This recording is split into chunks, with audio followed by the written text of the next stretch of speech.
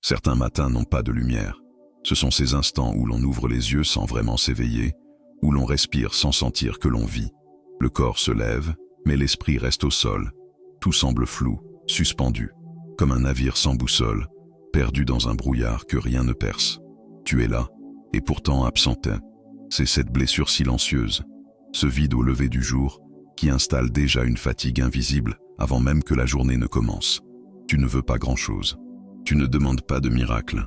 Tu veux juste te réveiller avec l'esprit clair, te lever sans cette lourdeur, sans cette voix intérieure qui t'accuse déjà de ne pas être assez.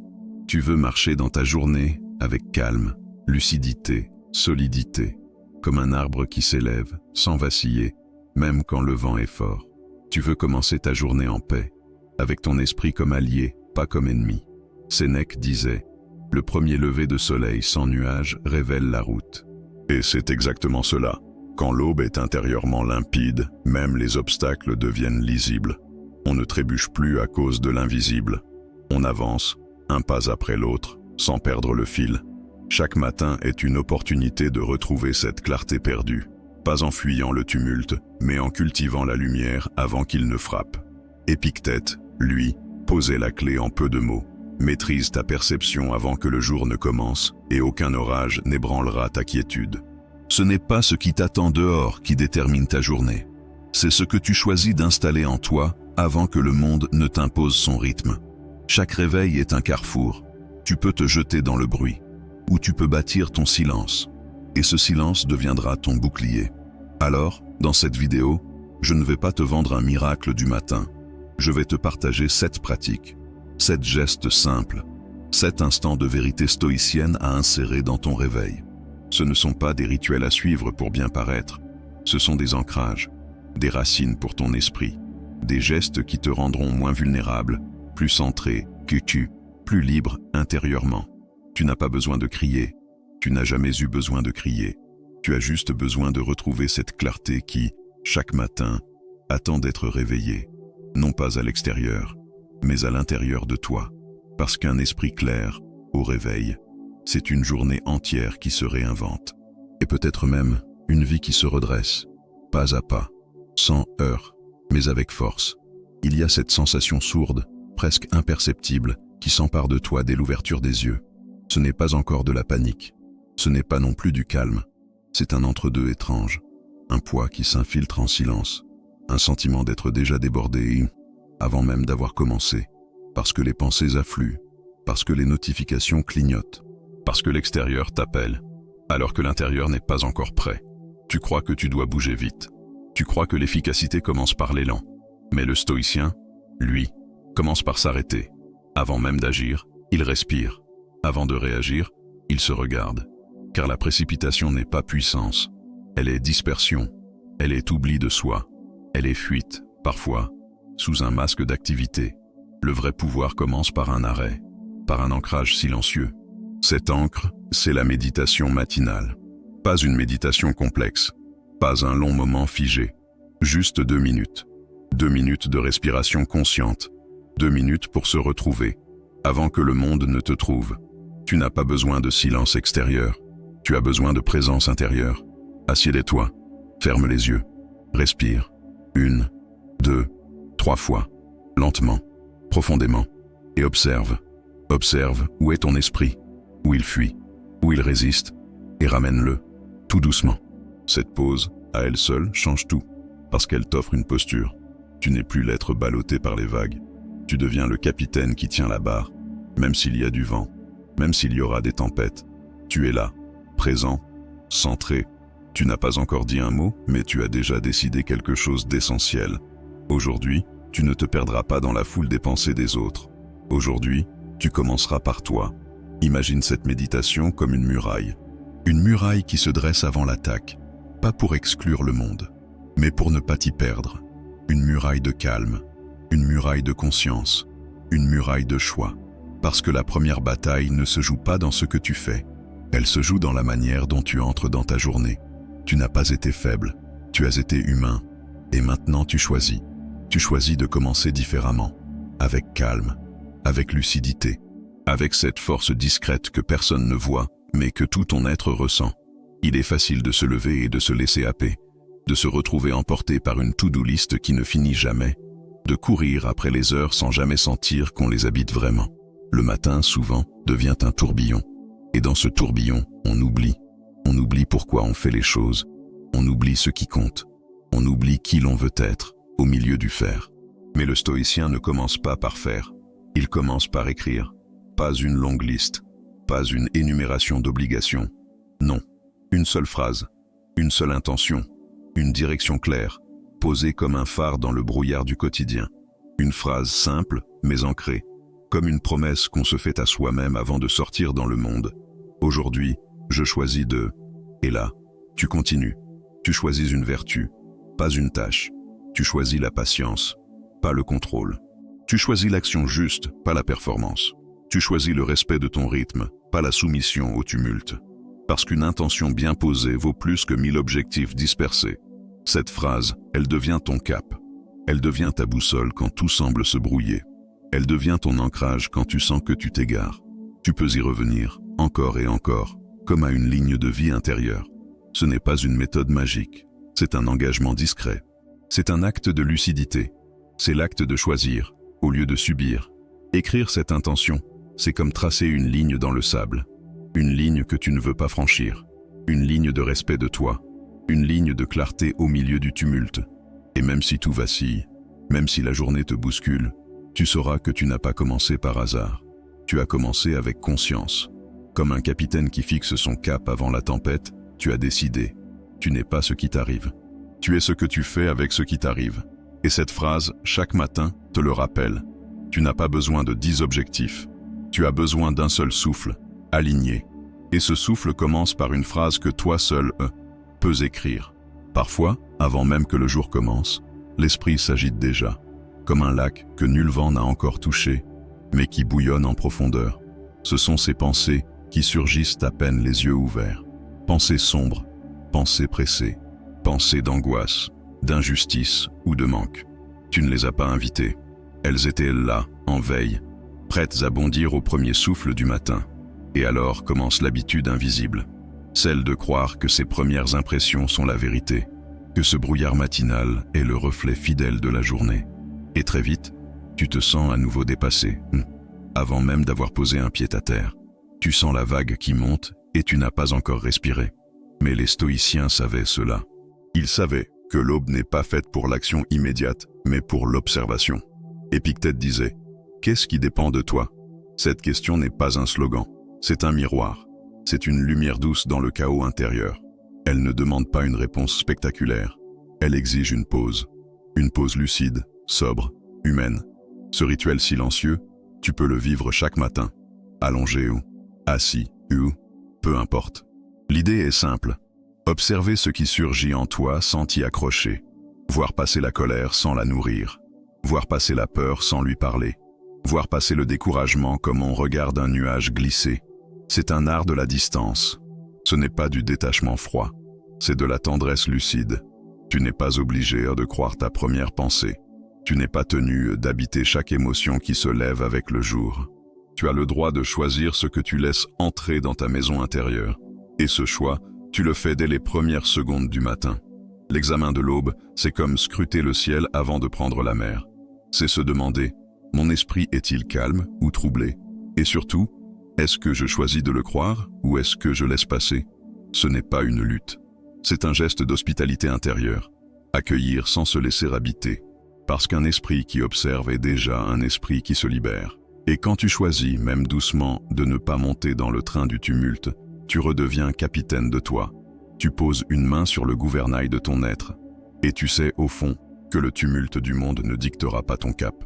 Il est facile d'oublier. Facile d'oublier ce que l'on a quand on est constamment exposé à ce qui manque. Au réveil, l'absence crie plus fort que la présence. Ce qui ne va pas, ce qui n'est pas encore là, ce que l'on redoute. Et l'esprit, encore fragile de la nuit, s'y accroche comme à une corde usée. On se lève alors avec l'impression d'un vide à combler, d'un manque à compenser. Mais le stoïcien ne commence pas sa journée avec ce que le monde exige de lui. Il la commence avec ce qu'il choisit de voir. Et la gratitude, dans cette perspective, n'est pas un optimisme naïf. C'est un entraînement de l'attention. un art du regard. Une discipline silencieuse qui consiste à nommer ce qui est là, même petit, même discret.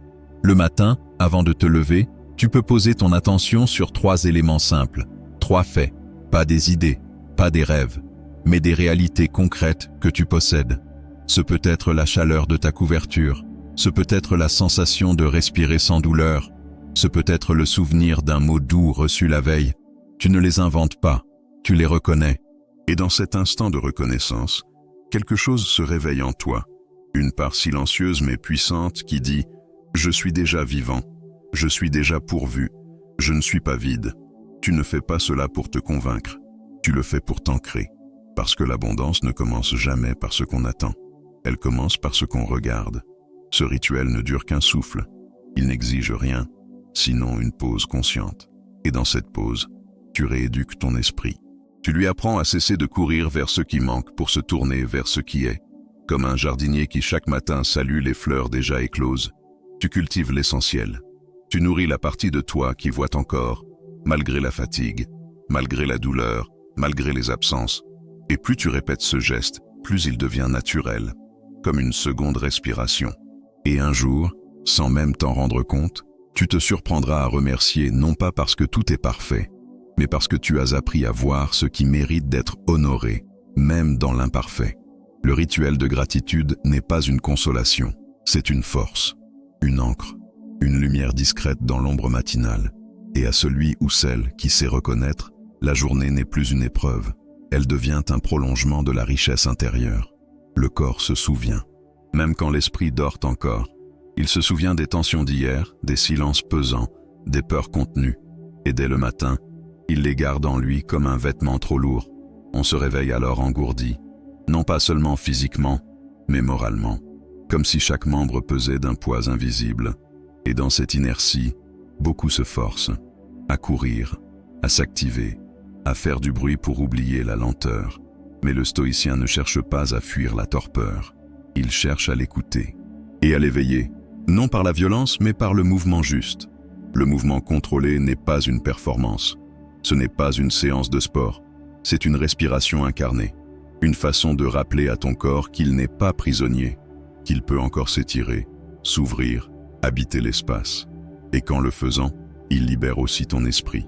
Imagine ce simple geste, les bras qui montent lentement vers le ciel, comme pour saluer le jour, puis une inclinaison douce vers l'avant, laissant couler ce qui pèse. Pas pour t'étirer comme un sportif, mais pour faire circuler l'énergie, pour dire au corps, tu n'es pas figé, ce n'est pas grand-chose.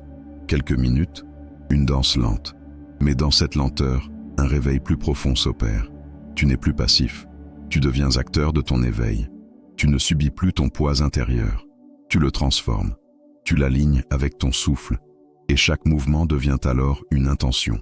Une phrase silencieuse que ton corps adresse à ton esprit. Je suis prêt, j'avance. Le stoïcien savait cela. Il savait que l'âme habite aussi la chair, que la clarté commence par l'oxygène, que l'équilibre intérieur se manifeste dans la posture. Redresser le dos, respirer profondément, ne pas fuir la gravité, mais la rencontrer avec dignité. Et à force de répétition, ce simple rituel devient un rendez-vous. Un moment de vérité physique, où tu sens que ta journée ne commence pas par le bruit du monde, mais par la conscience de ton être. Tu n'attends plus qu'on t'agite, tu t'animes, doucement, puissamment. Comme un phénix qui s'étire dans la cendre, tu réveilles ton corps, et ton corps réveille ton âme. Et ton âme, ainsi éveillée, peut enfin embrasser le jour avec courage et calme. Chaque matin, le monde nous attend. Il déborde de notifications, d'opinions, d'urgences qui ne sont pas les nôtres. Et pourtant, nous tendons la main, nous saisissons le téléphone, et sans le savoir, nous offrons notre esprit encore fragile à la foule des pensées des autres. C'est un geste banal, mais il est lourd de conséquences, car l'âme n'a pas encore trouvé son axe, et déjà elle est saturée. Tu ne sais plus ce que tu penses, tu portes ce que les autres ressentent, tu absorbes leur peur, leur jugement, leur colère, et tu crois que c'est toi. Mais il existe une autre voie, une voie plus ancienne, plus simple, une voie stoïcienne. Avant toute chose, nourrir l'esprit avec ce qui est clair, non ce qui agite, non ce qui disperse, mais ce qui centre, ce qui guide. 3 minutes, une page, Une seule idée claire, lue dans le silence, reçue comme un baume. Sénèque, Épictète, Marc Aurèle, pas comme des idoles lointaines, mais comme des voix fraternelles, des compagnons d'aube. Ils n'étaient pas parfaits, ils étaient comme nous, pris dans la tourmente. Et pourtant, ils ont appris à ne pas se perdre. L'idée n'est pas de comprendre tout le texte. L'idée, c'est d'habiter une phrase, de la laisser résonner, de la mâcher mentalement comme un pain sacré. Ce n'est pas ce qui arrive qui trouble l'homme, mais la manière dont il le perçoit. Tu lis, tu répètes doucement, et tu sens une autre densité intérieure, une autre posture. Avant d'ouvrir les portes du monde, tu ouvres une porte en toi. Et cette porte mène vers un lieu que rien ni personne ne peut troubler. Ton centre, ton rocher, ton refuge. Cette lecture n'est pas un luxe, c'est une hygiène. Comme on lave son visage, on lave son esprit de la poussière des jours passés. Et l'on s'équipe d'un regard lucide, d'un rappel essentiel, d'une direction. La sagesse ne vient pas du bruit, elle naît dans le murmure. Et ce murmure, tu peux l'écouter chaque matin, à condition de lui faire une place, avant les écrans, avant les bruits, avant les demandes. Comme on plante la sonde avant de forer, tu plantes ta pensée juste avant d'agir. Et cette pensée devient ton fil d'or, celui qui te ramènera à toi. Chaque fois que tu t'égareras, il y a une voix en toi, parfois douce, parfois dure. Elle parle sans arrêt, elle juge, elle doute, elle répète les peurs des autres, les phrases entendues dans l'enfance, les reproches jamais digérés. Tu crois que c'est toi, mais ce n'est qu'un écho. Ce n'est pas ton vrai centre, ce n'est pas ta force. Et chaque matin, cette voix se réveille avant toi. Elle t'accueille dès les premiers instants avec ses vieux discours. Tu n'y arriveras pas, tu n'es pas prêt, tu es trop ceci, pas assez cela. Elle murmure, elle pèse, elle colore la journée avant même qu'elle ne commence. Mais tu peux lui répondre, pas avec violence, pas avec colère, mais avec conscience. Le stoïcien ne laisse pas le mental parler seul. Il parle au mental, il le guide, il lui donne une direction. Une affirmation claire, une parole fondatrice. Je suis maître de mon esprit. Cette phrase, prononcée à voix haute, réorganise le chaos intérieur. Elle n'est pas magique, mais elle est fondatrice, parce qu'elle rappelle que ce que tu choisis de croire, à cet instant, construit ta réalité. Tu n'as pas à crier, tu n'as jamais eu besoin de crier, tu n'as qu'à dire et redire, avec calme, avec présence. Chaque matin, face au miroir, tu hisses ton propre drapeau, une maxime, une ligne de conduite, pas pour être parfait, mais pour être fidèle à toi-même. Et tu répètes, 3 fois, lentement, jusqu'à ce que les mots descendent du mental au corps, jusqu'à ce qu'ils deviennent ta colonne. Cette pratique est ancienne, elle traverse les siècles, parce que la pensée est une matière vivante, et que ce que tu dis, tu deviens, ce que tu répètes, tu incarnes, ce que tu choisis de croire, tu amplifies. Alors choisis une phrase, simple, solide, droite, et répète-la chaque matin, non pas pour convaincre les autres, mais pour te rappeler à toi-même ce que tu veux nourrir. Car dans le silence de l'aube, ta voix peut devenir une lumière, une direction, un refuge, et cette lumière, personne ne pourra l'éteindre. La clarté n'est pas un miracle du hasard, ce n'est pas un privilège réservé à quelques élus, c'est une œuvre lente, quotidienne, intérieure, invisible. Elle se construit dès le lever, non dans le tumulte, mais dans l'intention, dans la répétition, dans la simplicité choisie. Tu n'as pas besoin d'une révolution, tu n'as pas besoin de tout changer, tu as besoin de ces gestes, de ces 7 gestes silencieux qui posent les fondations de ta journée. Un souffle conscient, avant même d'ouvrir les yeux, une phrase claire pour guider ton attention, un regard sur tes pensées, sans jugement, un mot de gratitude, pour reconnaître ce qui est là, un mouvement doux, pour relier ton corps à ta conscience, un texte court, pour nourrir ton âme avant le bruit du monde, une affirmation simple, pour éduquer ta voix intérieure. Ces pratiques ne sont pas spectaculaires, mais elles sont puissantes, parce qu'elles ne s'imposent pas, elles s'ancrent, elles réparent, elles reconstruisent de l'intérieur. Sénèque disait, commence chaque matin comme une vie entière. Il savait que l'homme lucide ne vit pas en pilote automatique. Il choisit, il s'éveille, il construit. Épictète, lui, nous rappelait, tant que votre premier acte est gouverné par la raison, aucun événement ne vous déviera de la vertu. Parce que la journée ne t'appartient que si tu l'habites dès son origine. Alors demain, choisis, pas tout, pas trop, une seule chose, un seul geste, un seul ancrage, et répète, chaque jour, sans forcer, sans attendre de miracle, mais avec cette certitude silencieuse, ce que tu cultives grandit. Et dans cette pratique, dans cette fidélité à toi-même, tu découvriras que la lumière ne vient pas de l'extérieur, elle vient de l'intérieur, elle vient de ce que tu nourris, et ce que tu nourris devient ce que tu es.